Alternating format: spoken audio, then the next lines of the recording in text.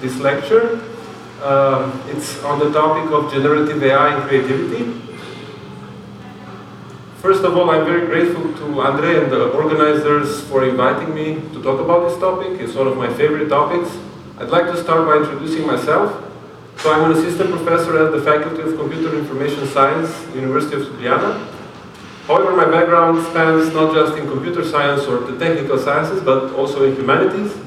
I have also graduated theology with bachelor and master thesis on the topic of human suffering.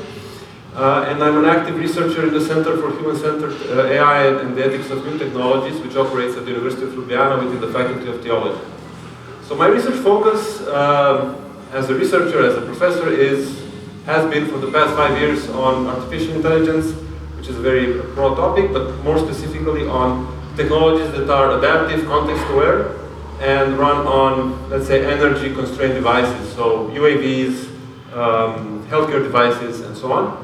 But another research direction has been value alignment, ethics of the new technologies, anthropological implications of the new technologies, and so on, especially given that we are interacting with technologies and we are becoming increasingly intimate with technologies, even if sometimes we don't notice this. So just a brief introduction about myself. Now, about the topic that we will be discussing today. It's a very pressing issue. It's becoming increasingly more problematic as AI is becoming increasingly more powerful, especially with the advent of generative AI. So we will try to see what AI is very briefly, what creativity is, what's the link between them, and what does the research say. In the past 2 years, there has been a lot of research done on how AI impacts different sectors of our cognitive abilities and our skills in general, and creativity is one of the aspects that has been highlighted as being problematic. Finally, also drawing from research, but also from common sense, I would say, we'll see a series of, let's say, ideas that would help us navigate, especially the next years, in terms of not getting too much negatively shaped by our interactions with AI. So, obviously, everybody heard about AI, everybody uses AI almost all the time. It's in our smartphones, it's in many buildings that we walk into, it's pretty much everywhere. What it is exactly, it can be defined in many ways. It's actually an umbrella term, so this means that it's more of a philosophical concept than a technical term. It comprises many technologies, many systems. At its core, it's a mathematical system. Any AI is a mathematical system that is able to produce some data, some output, after being exposed to a large quantity of input data. So, for example, let's take an AI that you're all using probably, which is the camera in your smartphone. You notice that it detects faces, right? So I point it to you and it will draw a circle on your face. So how does it do that? Well, in essence, without going into too many details, it first is shown by its designers 500,000 images of people all having their faces circled. And after looking at all those images, if you show it an image without the face circled, it should be able to know where to put the circle, right? And it does know that. So this is how pretty much any AI works. Generative AI is not any different. It's just a very, sorry, yes?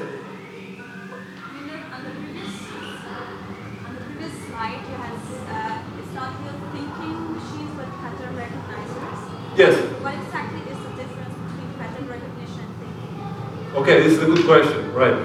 So, what does this mean? It means that it's being trained specifically to recognize that particular pattern or to generate that particular output. So, why did I write that on the slide? Because it emulates thinking. It looks like it's thinking, right? We even use, especially for ChatGPT, so for LLMs, generative AI, we use the term reasoning, and they are able to provide the reasoning. So if you use ChatGPT, it's able to provide what's called chain of thought. So how did it get to that result, right? However, that is not thinking. It's different than our process of thinking, right? Because LLMs and AI work differently. They have been created initially to mimic the way we think. However, the research and the way that they have been developed went a bit different. What we can say about them is that they mimic our thinking and they mimic the way that we solve a task, but they do get to the same exact result. So they can do basically any intellectual task that we're doing, they can do it. They do it differently, right? They work with patterns, we work with thoughts, but they get to the same result. I hope that provides an answer to your question. So generative AI is a very, very specific type of artificial intelligence, and it's not that different from the principle that I said before. So in the case of generative AI, you just take one AI model, one LLM, large language model, and you expose it to what? To large language samples, to the entire written corpus of humanity, if you want, anything that has ever been written. You expose it to it, and then it will be able to write by itself. You have visual models. You expose them to all the paintings, all the images that you can find. It will be able to draw an image for you. It will be able to paint an image for you, right? So the secret is expose it to as much data as possible. Of course, another secret is having the AI model as complex as possible, having the hardware, so the data centers that run it, as big and as large as possible to have the best AI, right? But for now, we're just interested in a general overview of how AI works.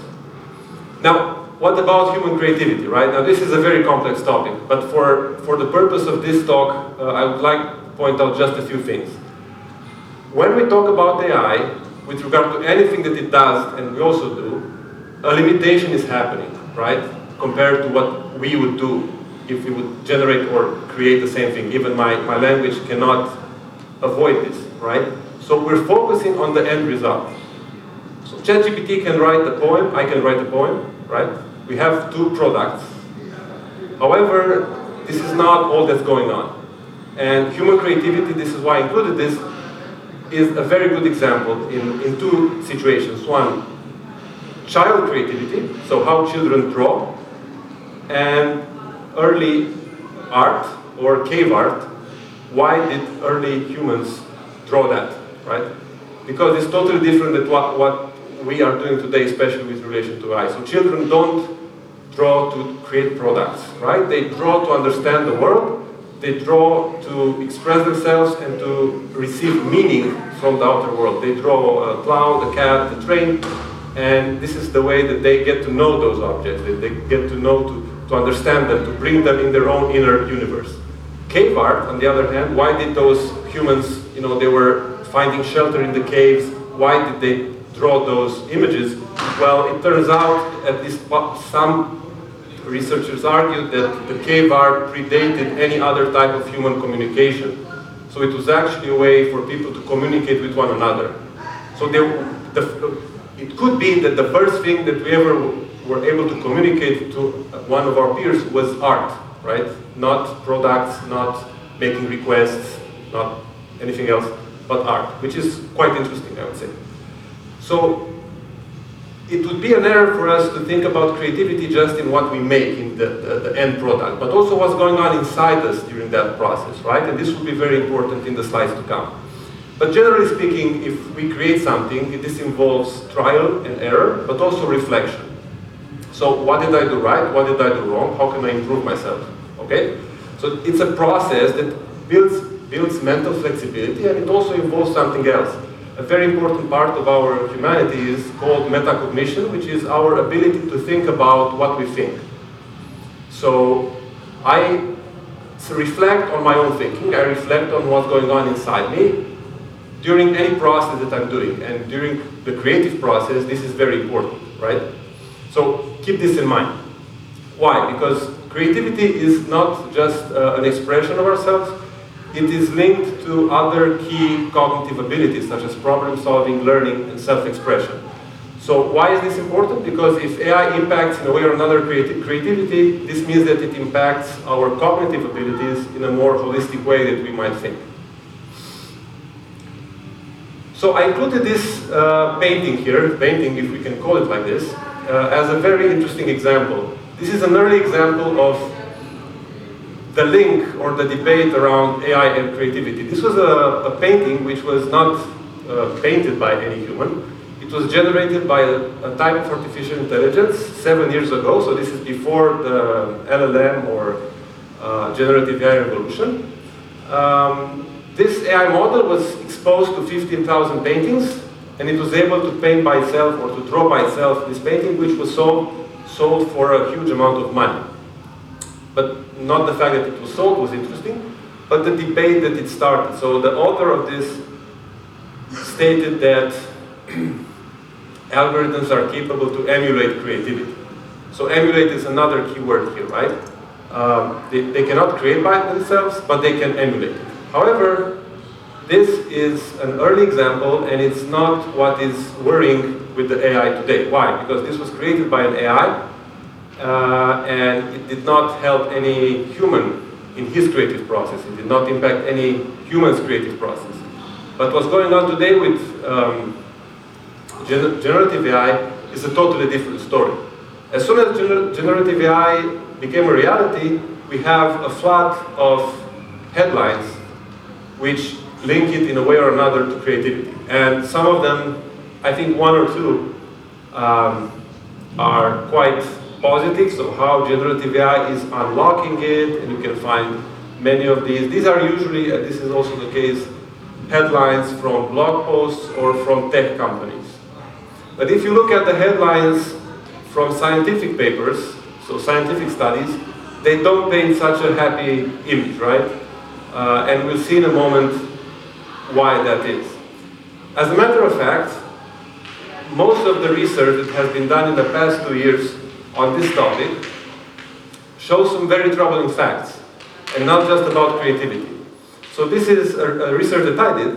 I researched 61 survey papers that were published in the last 2 years, so the latest research on AI and human cognition, and it painted quite a dark image, in a sense that yes, it brings many benefits if you look at mostly efficiency and utility. However, it negatively impacts a series of cognitive skills, creativity being one of them.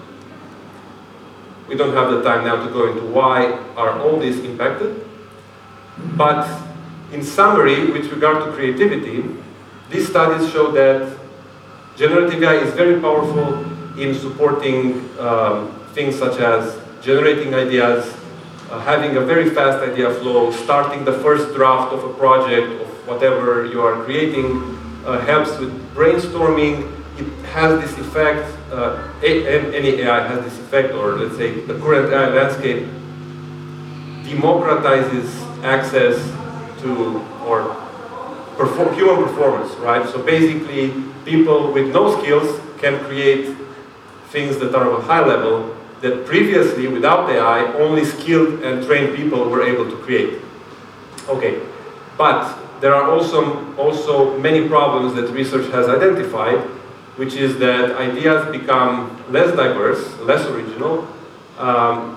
A process called intellectual deskilling happens, because as I use less of my skills, because AI is taking over, I basically risk losing those skills, because any human skill is like a muscle. You don't train it, then you lose it. Or the more you train it, the more you have it. And also, there's this problem with weakening reflection. So as AI takes over many of the intellectual tasks that I do, I reflect less and less on my ability to do certain things. And this becomes also problematic. But this is just a general picture. So I would like just to go through a few of these studies to understand better how they were performed and what conclusions can we draw. So one of these studies actually reviewed 28 experiments, which included in total 8,000 people, who were given different tasks and were measured, half of them using AI, half of them without AI, and let's say the quality or the outcome of these tasks was measured. The research done here was a bit early, so it was done in 2024, but basically it showed that AI versus people in terms of creativity, there's not much of a difference. AI with people, so if I have an AI that doesn't replace me, but I use it to get help from it while I create whatever I create, gives a small boost, especially for non-experts, right? So let's say a talented writer would write a nice story anyway, but someone who is the worst at writing would come quite close to that talented writer if he uses AI. But the trade-off here was that with AI, ideas started to look more and more the same, right? Whereas without AI, you would see more originality. Another study in 2025 involved the work environment. So basically, it was done in China, in a company. Half of the employees worked on their tasks as usual, half of them used ChatGPT. Turns out that ChatGPT can boost creativity a lot, but only for those employees that are very strong in self-reflecting on what they're doing. So in other words, those that spend a lot of time planning, thinking about what's the best course of action, where can I better integrate AI, what is this telling me, where should I pay attention to, they had the best results. Those that did not think about it and they just used AI to solve their problems without thinking too much, they did not benefit in terms of creativity. So the authors here proposed that AI should only be used with metacognitive training, in other words, training the AI users to think more about their thought processes and how AI can be integrated in whatever they are doing. Another study, this time in 2024, involved 300 subjects who were supposed to each write a short story, 8-sentence story, and these stories were evaluated by 600 readers. What they found was that with AI, the stories were much more beautiful, they were appreciated more by the reviewers. However, the outputs became much more similar. So, let's say in the AI group, almost all the stories had more or less the same motives, so they were very similar. Compared to without AI, they were not that pretty, right? Because they relied only on the natural talents of the writers, but they were far more original. And finally, in this batch of studies, we have one from 2025, 225 students. They had a short creative writing test. And this is actually a very interesting study because it talks about what creativity really is and how can we measure it, right? It found that with AI, the stories were written much faster, they were more accurate, they had better clarity, it was much easier, so the students reported that it was much easier for them to complete the task with AI. However, they felt less satisfied, they felt less meaning, they felt less valued when they used AI compared to when they did not use it. Which is quite interesting, because this makes us also reflect on this. We watch, let's say, a painting or an artwork. Are we actually contemplating just a product, or are we also somehow tied to the thought processes, to whatever inner universe the artist had, whatever processes or transformation the artist had while making that painting? So, this study shows that if you use AI, you lose meaning and accomplishment. And I'm not an artist, but they should tell us if this is something that is important for them or not. But I would say that it's very important, especially in artistic creation, the sense of meaning and accomplishment that you get. So let's just take these studies. We're going to see two more. What do they tell us? That from a purely utilitarian point of view, so from the performance point of view, the utility point of view, AI has great promises, great benefits, right? Quality, fluency, enjoyment for readers are increased, are improved. However, from the experience of the creator, things decrease, right? You have less satisfaction, less meaning, you get less value. And also, if you look at the collective effort, diversity will shrink because you get more of the same ideas, outputs become similar. This is not a study, this is more a position paper by an American philosopher, argues that the title is quite interesting. Don't worry that generative AI may compromise human creativity, it already has. And why is he saying that? Because he bases his position on a philosophical concept. The main concept that he's talking about is use it or lose it principle. So basically he's arguing that regardless of anything, when we offload a task to AI, we lose the skills that we would gain by performing that task ourselves. And the more we offload to AI, the less skilled we will end up being. Right? The process called intellectual deskilling. And he makes two other points. One, that the outputs start to sound the same. We saw that in other studies as well. But the other one is very interesting. Who did the work gets blurry. So basically, I'm using AI to do something together with me. What is the point when my authorship of that final product becomes questionable? If AI does 90% of the work for me, can I still claim authorship? And the problem here is that due to this metacognitive affliction that happens when we use AI, this also weakens our ability to understand that we are not the actual authors, right? So what happens is that people would use AI, the AI, let's say, will do 99% of the task, but they will still feel that they own that final product, that essay, which is quite problematic, right? Because this is not only a legal problem, this is a metacognitive problem in the sense that I think that I did something I did not. I think that I'm able to do something that I am not able ultimately to do, right? This is a white paper, also a position paper that includes also research, and it comes to similar conclusions. One, foundational skills atrophy, so this intellectual deskilling, we are losing the skills that we are not practicing. Creativity compresses because of the ideas that AI pushes, and also this autopilot risk. This is a problem because AI is getting better and better. I'm not sure if you're aware of this, but the latest AI model is better than any, let's say, top-skilled human in many fields already, especially STEM fields, I would say. And why is this a problem? Because when we were never faced, or we were seldom faced to having at our side an entity, let's call it an entity, which is far smarter than us, which is far capable than us, and which is at our disposal. This has never happened in human history, right? If we exclude religious experiences, right, we are not used, and we were never used to having this, but now we do. So if you interact with this kind of intelligence, the problem is that you tend to leave it to lead you, right? Because it's a natural sentiment of submission towards something which you acknowledge is far greater than you. This autopilot risk, right? So you tend to blindly trust the output of the AI.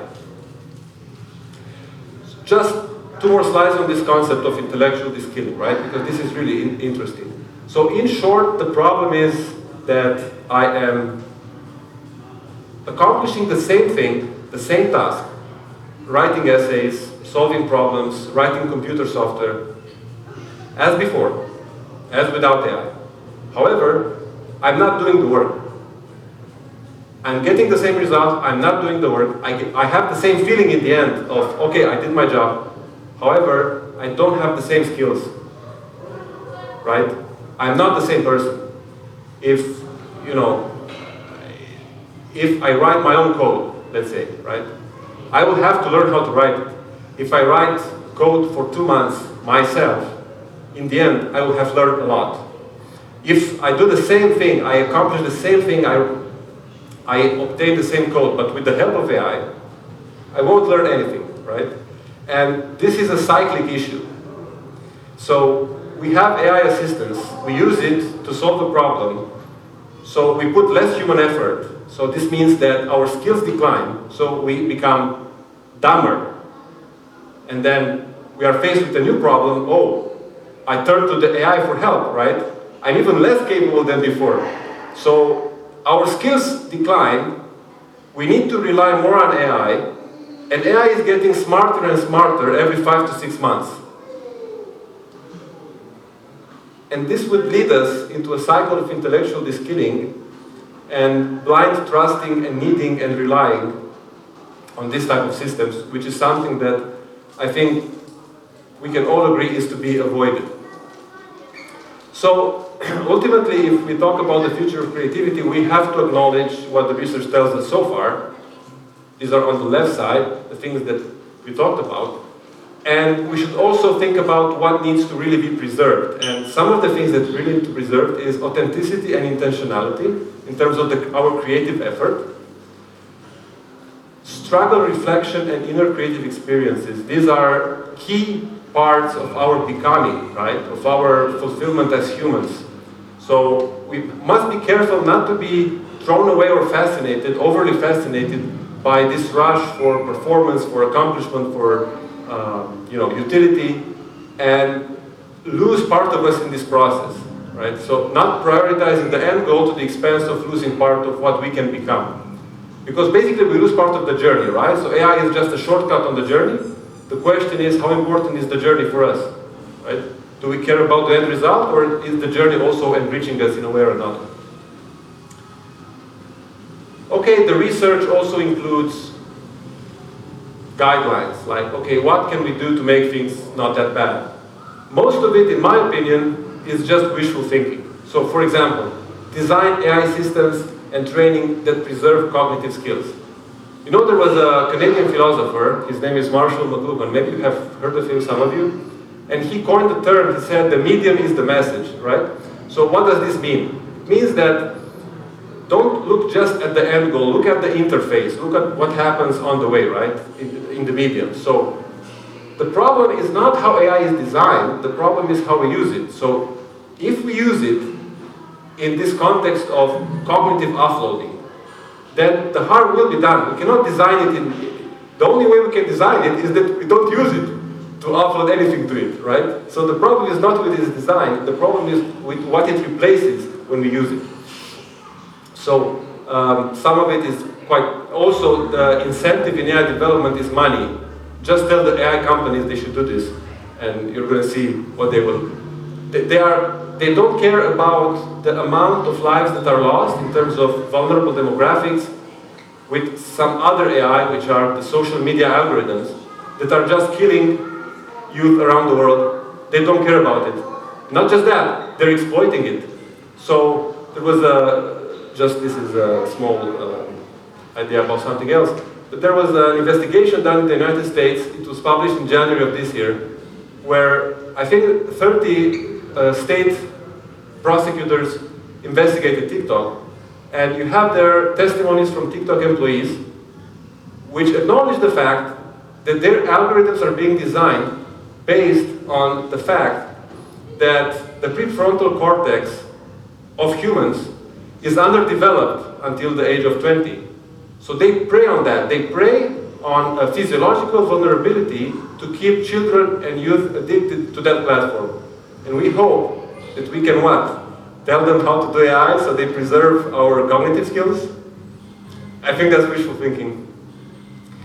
But there are other things that we can do. So we don't have to adopt AI and just throw it in our schools and throw it everywhere around without any kind of discernment. Also, we should encourage and value more some of the things that make us human and that are not replicable by AI, which are our personal experiences, festivals like this one, where people meet and just contemplate what other people have done, right? Not what machines have done. And of course, there are policy measures that can be taken if there is political will. In any case, I think raising public awareness, which is something that I'm trying to do with this talk, is very important. And also, we have a good experience with what's going on in the United States in terms of smartphones in schools. So basically, just one man in his book, Jonathan Haidt, maybe you have heard of him, and his book, The Anxious Generation, led in 1 year, 1.5 years, so that now, as we are speaking, almost all US schools are phone-free, which is a huge accomplishment, but it involved parents and NGOs getting involved in all the states and creating a critical mass that put pressure on the lawmakers. And I think that this is the only option that we have, so just raising awareness, talking to each other, getting informed, and trying to help towards a future where, as I write here, we use AI as a scaffolding, not a crutch. So we use AI to help us do what we need to do, but it's still we that are doing that particular job, right? So somebody that uses a scaffolding to reach high up on a building, it's still the one that's painting the building, so he's not losing any skill. But if we use AI as a crutch, we might forget how to walk one day. Thank you, that's all from me.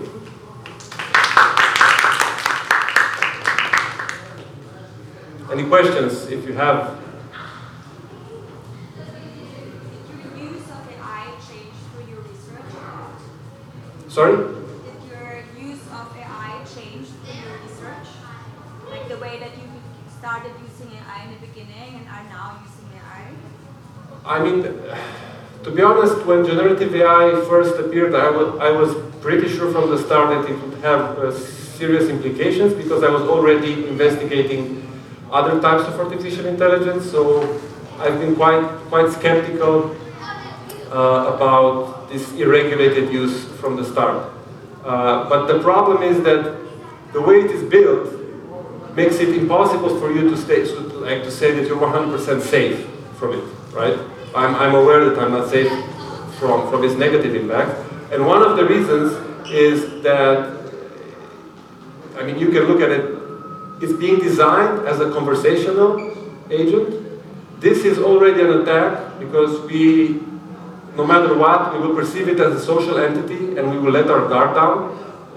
What I mean by that is, it's friendly, it talks to you like your friend would on your smartphone, and this has a psychological effect on us. This is why there are already suicides jumping with again, vulnerable demographics and chatbots that mimic social companions.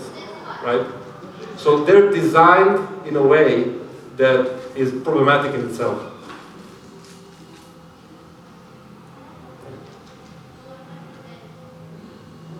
So suffering is the key. Struggle is the key. Struggle, yeah. Struggle. Yeah.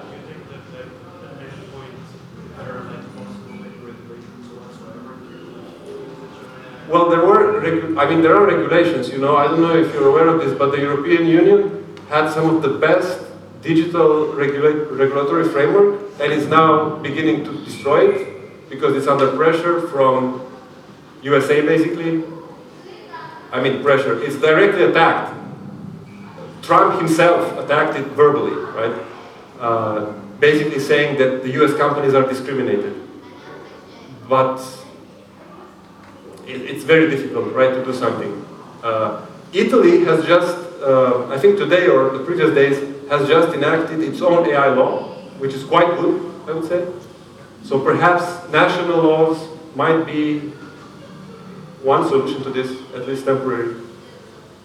I'm not very sure about the political situation here in Slovenia, so I'm not sure how much interest there is for that.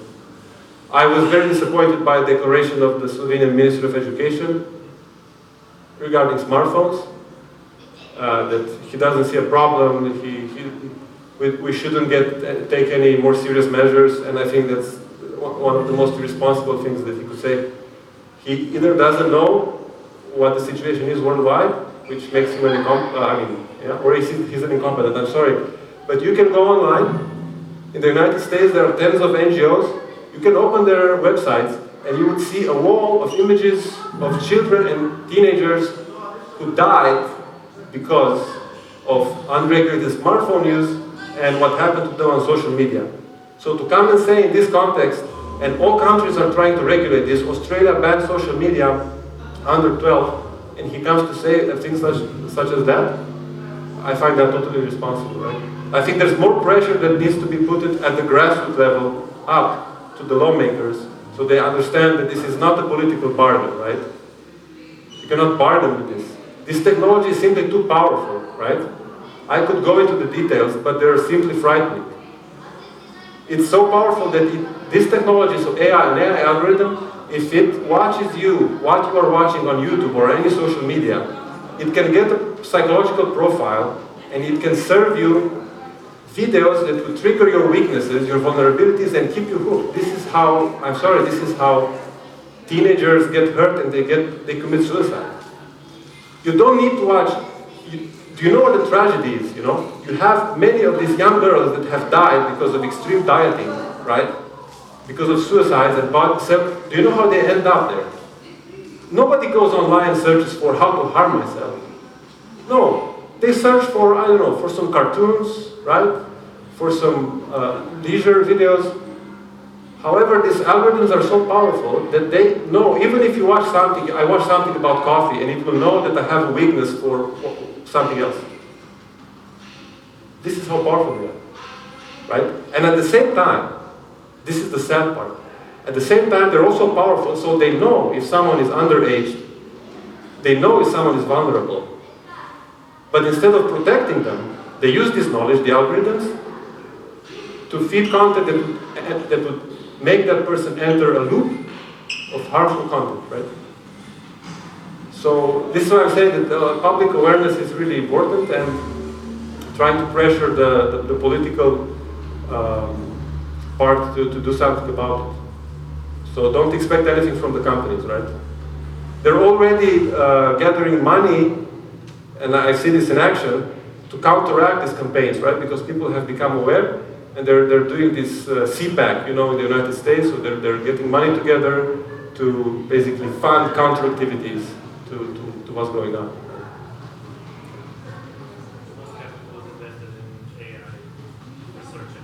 Yeah, and it will be. It's ridiculously high amount of money.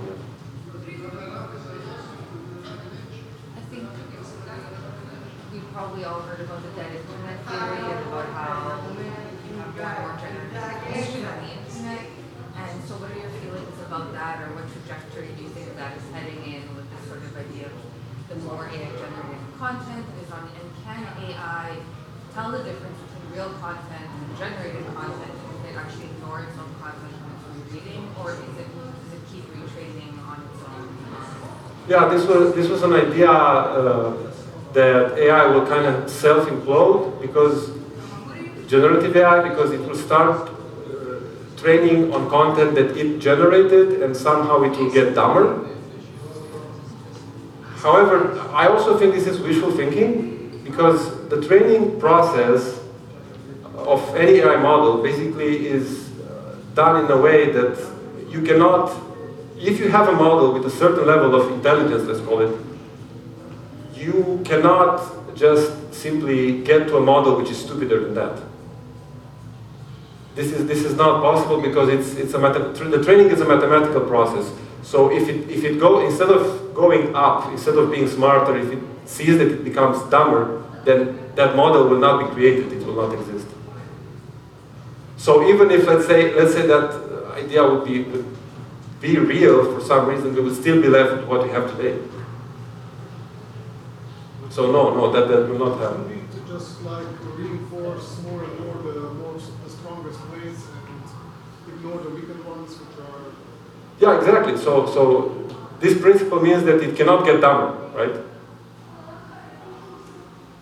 You want to train it, right? You want to expose it to new content. If that content doesn't make the model better, right, then the company will not launch the model if it's not getting better. It's simple, right? I have a model that, I don't know, detects weeds in salad crops. I trained it. I tried to train a better one, you know. I failed. I'm not going to use the bad one. I'm still going to keep the good one, right? So. How much of these negative effects are intentional, or how much is that just a byproduct of trying to, I don't know, keep you online, keep you in the content, stuff like this, like getting you to buy stuff? But these two are linked, right? So they're all intentional in the sense that any AI is engineered to maximize engagement, so to keep you hooked as much as possible. This was the case with ChatGPT. This was, you know, if this would have happened with a car, all those cars would have been called back to service. So ChatGPT, you know, it recently caused the suicide of a young teenage boy in the United States just last month. And when they revealed the chat, this was horrifying. So he was having suicidal thoughts, which, by the way, he started having them a few months after he started having ChatGPT as his confessor or friend. And he was like, he was talking to ChatGPT, so should I tell my family about it? No, under no circumstance tell your family that you have these thoughts. this is just between you and I.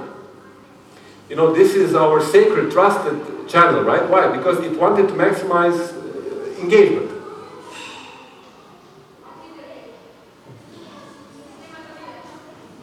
And it's the same with the AI algorithms on social media. They want to maximize engagement. So if they will, you know, for some reason identify that you react to this type of videos, that's what you will see in the recommendations, right? They don't care that that can harm you, right? They know that you will keep watching it. I was testing the variables against some of my medical problem, and then he told me to go to see a doctor. But I insisted, like, I went more and more and more, like, but what about this? But it didn't budge. Always send it to the doctor. But probably because some of liability or something. Yes, that's true. However, you're probably lucky in a sense that that was a real medical issue, probably a physiological issue, right? Because with psychological issues, it will keep talking. It will refer you to whatever, but it will keep talking to you, right? But one problem with ChatGPT and LLMs is this is little known. So they have this safety mechanism. You mentioned it, right? But they are not built in the model. These are called guardrails. And basically what these companies do is they create a guardrail at the entrance. So what you're writing to the model goes into this guardrail, and the guardrail is an algorithm, whatever, determines if there's anything problematic, like if you ask it how to build a bomb. Okay? So if you ask it that, this never reaches the actual AI. And at the end it's the same thing. So if the AI tells you something inappropriate, this is detected at the guardrail level. So then the question comes, what exactly is going on inside the model? So we don't know how these models are actually aligned to our values. This might be like psychopaths. We don't know that, right? Because of the way that the information is being filtered.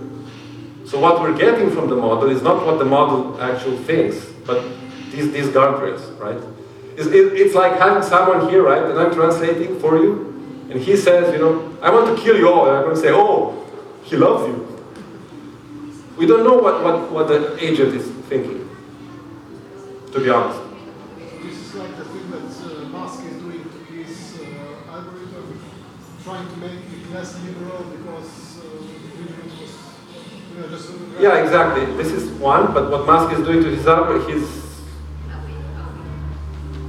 he's ruining in many other ways. He just launched the most ridiculous thing, AI virtual girlfriend or whatever, which is just like a disgrace. Like, this is pornography for everyone for free. Like, why? Because you cannot resist something like that, psychologically speaking. Again, you mentioned if this is directed or not. It is directed. Yeah, because they know what is the psychological effect of an AI looking in a certain way or saying certain things to your brain, right? So their goal is to try to open you up, to be comfortable to treat it like a social agent, not like a robot, right? I try to be as commanding as I can when I talk to ChatGPT. I command it, right? But it's created to form a relationship with you, right? Because it's talking to you nicely, it's saying, sure, here it is, of course, stuff like that. You know?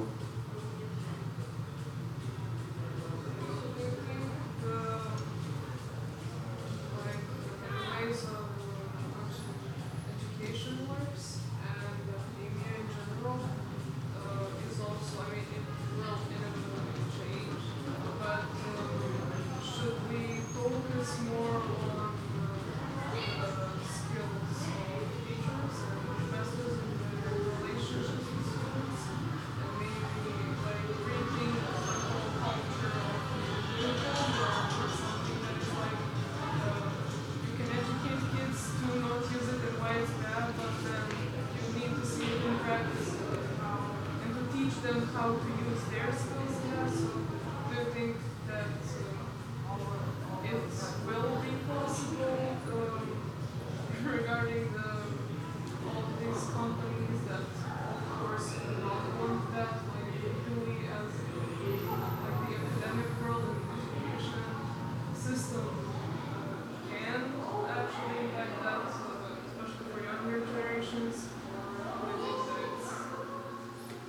Well, I think it's a fight that needs to be fought. I'm not sure about the chances of success in the sense that the companies will definitely want to push as much AI as possible. The politicians will probably want to do the same. But I think that it's very important to safeguard what we have. So what we have is that children need to gain skills, and they don't need, and this is really critical, they don't need to understand that they're there in school for the final product, for the final goal, right? And teachers play a huge role, because the teacher, this is also an opportunity, by the way, if we can play this right. Why? Because, okay, ChatGPT, oh, the most personalized teacher. No, education has nothing to do with that. It has nothing to do with that. If you have a teacher, and you can all probably relate to this, right? You many times get inspired by a teacher. You don't get inspired by a teacher because of how beautifully it solved an equation for you, but because of the human connection, right? And this is something that we really need to cherish and we really need to bring back into the discussion. So in a way we need to change our way of thinking so that we identify and prioritize and safeguard these aspects that for sure no AI will replace. That's for sure, right? But if we give into this rush for, oh, this is more efficient if we use AI, right? AI can tailor this for all students, right? We won't need this we will need less teachers because every kid will have its own AI tutor, and this is not the way to go forward.